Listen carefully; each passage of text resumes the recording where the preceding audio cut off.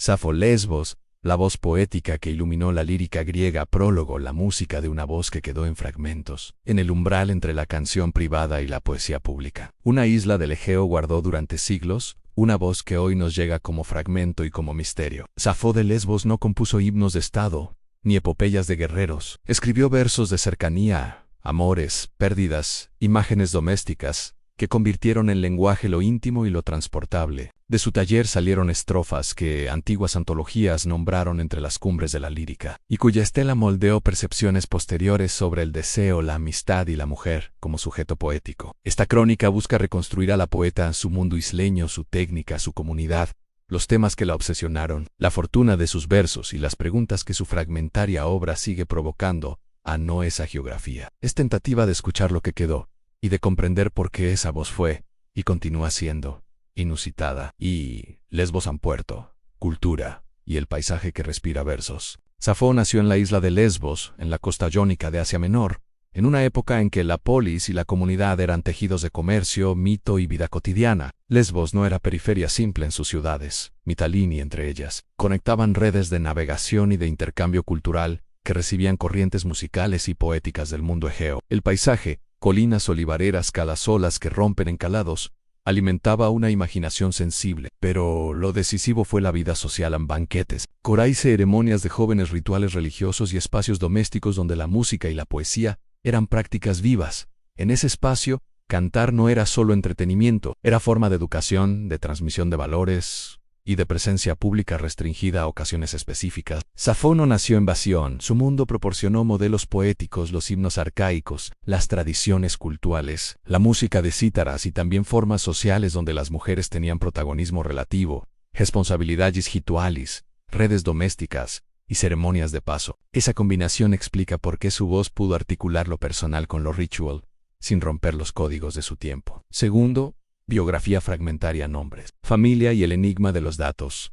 Los datos biográficos sobre Safo son escasos y filtrados por fuentes que vivieron siglos después. Tradición antigua la ubica en el siglo VII a.C., oriunda de una familia acomodada de Mitalini. Se le atribuye parentesco con poetas y figuras locales, una vida que combinó autonomía personal y participación en círculos aristocráticos. Algunas leyendas la presentan casada, otras viuda, unas la imaginan liderando un taeoses, una agrupación de jóvenes femeninas en torno a prácticas educativas o devocionales. Otras la muestran exiliada brevemente en Sicilia por causas políticas. Lo cierto es que la documentación directa es mínima. Los poemas aparecen diseminados en papiros, citas y testimonios posteriores. Esa fragilidad de las fuentes obliga a distinguir lo verosímil de lo anecdótico y a leer su obra con atención a los contextos que la conservaron. La ambigüedad biográfica no empobrece la lectura, la obliga a ser prudente. La figura histórica es inseparable de la tradición literaria que la formó. Safo fue persona y fue también construcción cultural. La recepción antigua la coronó con epítetos, Seomo, la décima musa, que dicen tanto de su prestigio como de la idealización posterior. Tercero, el taller poético en música, cítara y la invención del susurro público. Safo fue esencialmente poeta lírica. Sus versos estaban pensados para ser cantados o recitados con acompañamiento musical, generalmente la cítara menos, y no para la lectura silenciosa. La métrica, la cadencia y la economía del lenguaje se ajustaban a patrones que hoy llamamos sáficos en un esquema rítmico que permite concentración emocional y musicalidad íntima. Esa combinación técnica, forma métrica más acompañamiento instrumental, no es accesorio. Define la experiencia del poema como acto que acontecía en un contexto social, banquet femenino, ritual, enseñanza menos, y que por tanto ligaba emoción privada a presencia comunitaria. Taller no implica fábrica fría, implica trabajo sobre la palabra. Safo buscó la intensidad, la imagen condensada y el detalle sensorial, el color de un vestido, la forma del cuello, la promesa de una mirada. Su maestría técnica radicó en la capacidad de transformar lo doméstico en lenguaje trascendente sin perder la economía. Lo pequeño se iluminaba por la precisión del verso. Cuarto, temas recurrentes en deseo, pérdida, el cuerpo y la voz femenina. Los fragmentos que nos legó muestran una poeta obsesionada por la intensidad del afecto y la experiencia sensorial. El amor ocupa el centro, no necesariamente como pasión exultante, sino como estado que refracta memoria, deseo y congoja. Safo escribe sobre la atracción que una presencia provoca en el cuerpo, palpitaciones, rubores, silencio, y sobre la diferencia entre el amor que se puede nombrar y el que se resiste a la lengua. La amistad femenina y las ceremonias de jóvenes aparecen como ámbitos donde el deseo se despliega en formas comunitarias, las composiciones para coro de mujeres, las enseñanzas rituales, los elogios a la novia o a la joven que parte hacia un matrimonio, pero también hay poemas de nostalgia, lamento por la ausencia, invocaciones a diosas. Afrodite es figura recurrente, y escenas de vida que fecundan una poética del instante. La corporeidad está presente sin el exhibicionismo posterior. En el cuerpo es sitio de conocimiento, de marca afectiva y de experiencia estética. 5. La voz y el pronombre, la singularidad femenina en primera persona. Una de las novedades de Safo fue el uso sostenido de la primera persona femenina como lugar de enunciación. En una tradición donde las grandes narrativas épicas eran masculina, su canto ofreció una perspectiva que no era solo sobre mujeres, sino desde mujeres. Ese giro no es menor. Coloca la experiencia femenina en el centro del lenguaje literario y abre la posibilidad de que la intimidad personal sea materia pública. La poesía de Safo no es confesional en el sentido moderno absoluto. Es performativa. La voz que habla instaura relación, convoca a oyentes y transforma la emoción en rito compartido. Esa privilegiación del yo poético además desactiva lecturas simplistas. No basta hablar de contenido erótico. Hay una estética de la limitación, un trabajo de la elipsis y una sofisticación retórica que hacen su lenguaje complejo y resistente a interpretaciones apresuradas. 6. Técnica léxica y la economía de la imagen en Como dice más con menos. Si hay una cualidad técnica que distingue a Safo, es su economía visual.